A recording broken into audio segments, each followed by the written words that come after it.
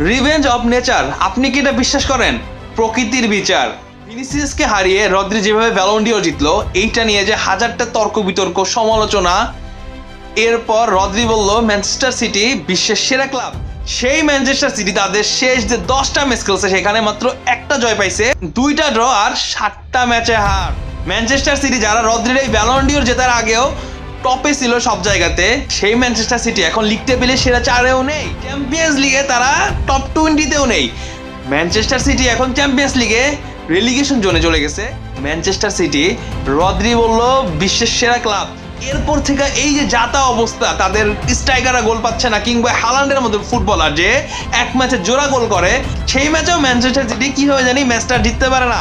এইরকম অদ্ভুতরে কাণ্ড আসলে আর ফুটবলে কখনো হয়েছে কি না আমি জানি না। ম্যানচেস্টার সিটির যে অবস্থা, রদ্রির সেই ক্লেম যে বিশ্বের সেরা ক্লাব, তারপর থেকেই যেন ম্যানচেস্টার সিটির ডাউনফল শুরু হয়েছে।